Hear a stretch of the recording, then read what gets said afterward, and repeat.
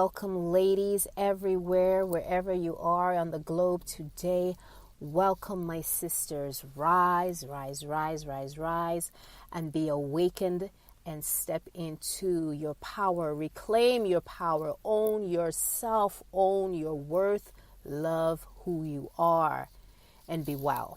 This is Tonya Taria from Freedom at the Crossroads, helping women everywhere look better, feel better without the pressure.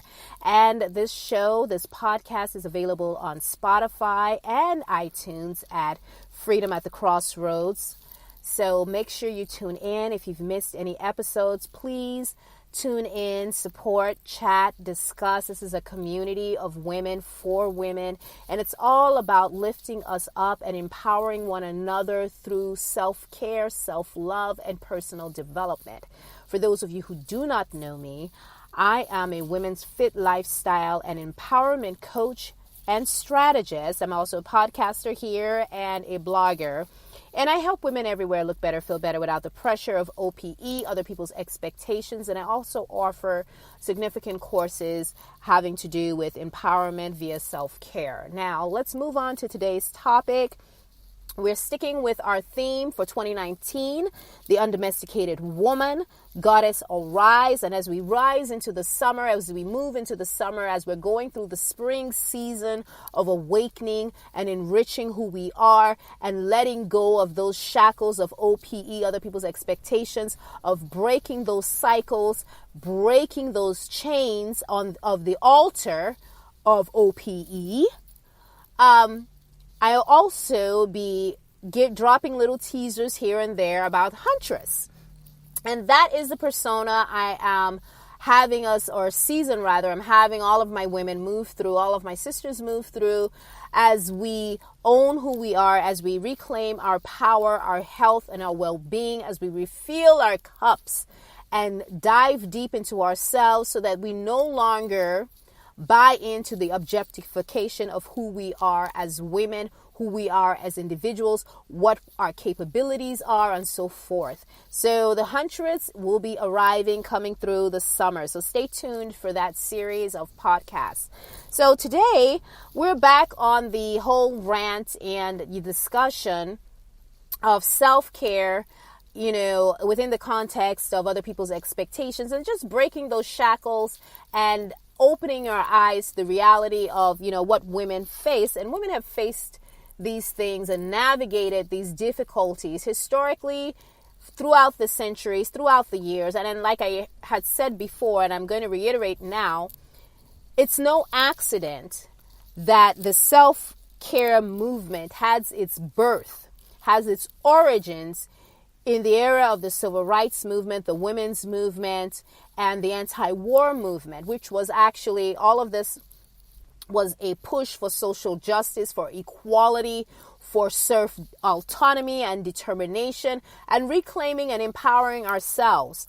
And so, I take issue with a lot of these images that the media is perpetuating of these little happy-go-lucky little skinny girls and men or whatever, turning themselves into pretzels with all these different and difficult yoga poses, pictures of food and being a vegan and things of that nature. Not that being a vegan is an issue, not that yoga, I have anything against yoga or smoothie bowls. I love all of the above.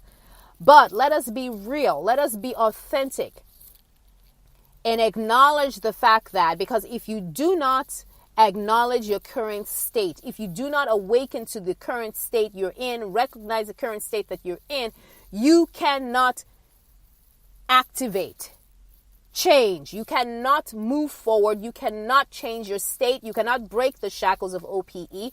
You cannot break the cycle of OPE.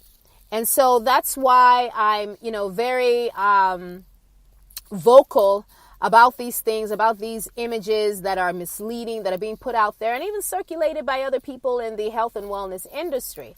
But as always, like I said, I'm going to keep it real, be authentic, and give it to you, real girl, so that you can achieve real transformation. There's something wonderful and awesome about wanting to be healthy, about wanting to be fit, about wanting to feel good in the body you're in.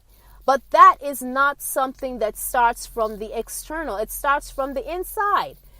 Because guess what? If a skinny body and a tiny, being a size 0 or being a vegan or what have you, was what constituted, real self-determination, autonomy, happiness, and fulfillment, we wouldn't have some of these celebrities who seem to have the perfect body, the perfect life. We wouldn't see them taking their own lives, suffering from depression and other issues. So let us be real. And this is not to, claim the victim stance. It is to actually claim the stance of being powerful, being a survivor. But remember, we were put on this earth more than just to survive. We are bound for more than just survival. And for centuries and decades and eras long past, women have been surviving. And over the course of the last few years and decades, and over the last, the most recent, time frame, women are beginning to really en masse awaken and say enough is enough. Some of it has been stirred by the political atmosphere in a number of regions in the world, particularly Africa, Middle East, here in the U.S., with, what's going on politically, and economically. But by and large, women have been in waves. We are beginning to awaken, beginning to step up into our power. And the younger generation, too, has been helping to fuel this movement. And it's no accident that such things as the Me Too movement have been birthed by this. The, Black Lives Matter movement, the reinvigoration of the feminist movement and things of that nature have been reactivated and re-energized. It is no accident. This is our season. This is our time frame to rise up into our power, to no longer allow ourselves to be objectified and silenced by society and by culture that is rife with misogyny, patriarchy, whatever you want to call it. It's time to rise up into who we are. So in order to achieve that the level of fitness and fulfillment and real energy and overall total well-being, you must awaken the goddess within. You must acknowledge the state that you're in. You must do just like Neo in my favorite movie. If you've been listening to my podcast, you know I'm obsessed with sci-fi, particularly my movies that I deem as empowerment movies. Neo in The Matrix. Remember how he was living in that crazy world that was not even real. But when he opted to take the red pill and become awakened, because there were two choices. Take the red pill and become awakened and step into your destiny and your power, or take the blue pill, go back to sleep, into the status quo, and, be content with that. There are some women that have chosen that path. But by and large, most women who truly want to step into their power, who want to be what the universe has called to them to be, who want to unpack those gifts that they have been imbued with by the universe and the Creator, who want to live a full, invigorated life, one that is filled with love, filled with passion, filled with purpose, filled with achievement and power. You don't have an option but to take the red pill and waken up. And part of that requires that you be willing to step up to the plate, because as I said in a number of, episodes, prior to this one, I, spoke to the fact that self-care is a movement. It is activism.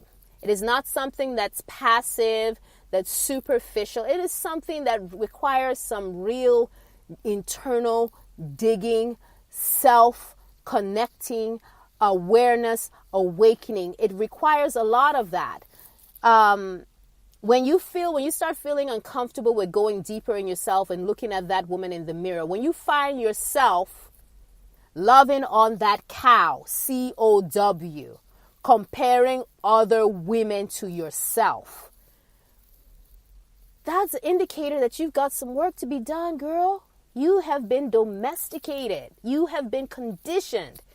Aren't you tired of comparing yourself to other women? Aren't you tired of being tired, frustrated, feeling stuck?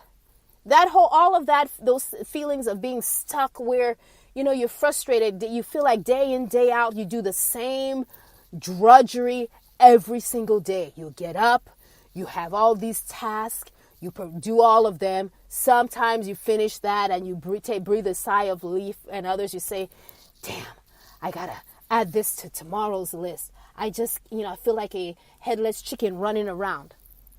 That is symptomatic of OPE, other people's expectations.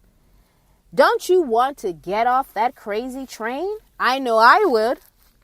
And, I'm not going to sit here and say that it's something that, you wake up one night and you say, ooh, I'm going to change my life. I'm going to shake off these shackles and do.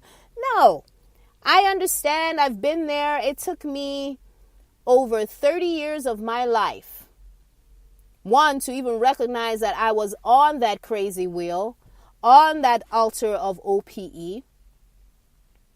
And when I finally had my epiphany, my aha moment, it was a scary time, but it was also liberating. So you've got to be willing to take change and run with it. Now, if you don't want to do what is required, if you don't want to get off the hamster wheel going nowhere, if you're not truly ready to make that transformation, it's not for you. It's not for everybody, but there are women out there who want to transform their lives, break free from, identifying and perceiving themselves through someone else's eyes. They want to see who they are. They want to own themselves. They want to break the silence. They want to speak up. They want to advocate for themselves. That's what self-care is about. And that's why it's so damn difficult, for a lot of women. And I understand that. One of these things, I have a list of, ongoing list of, reasons why this is so difficult for women. One is, conditioning from by culture and society. The same thing, shame that has been put on by society and culture and, power forces in society that want to constrain women. And the same can be said for guilt. That whole superwoman complex, that is crazy, toxic, and insane. And it comes from the same parent of OPE, where you're, giving from a place of emptiness because you can't say no. You don't know how to say no. You have no boundaries. Everything is yes, yes, yes, yes, yes, even though inside you're saying, damn, I can't do this anymore. So yes, it's time to break that wheel. And then another one is a lack of real support. And part of the fact that you lack real support is because you have not set boundaries and said, hey, this is my sacred space. You cannot step over this. This is mine. I claim it. I own it. I give voice to it. So again, I leave my ladies on the cliff here, waiting for the next episode of Freedom at the Crossroads, helping women everywhere look better, feel better without the pressure. This is Tonye, the undomesticated woman. And ladies, it's time to get off that altar of OPE and stop killing yourself. Stop trying to be who you are not. Till next time, stay beautiful.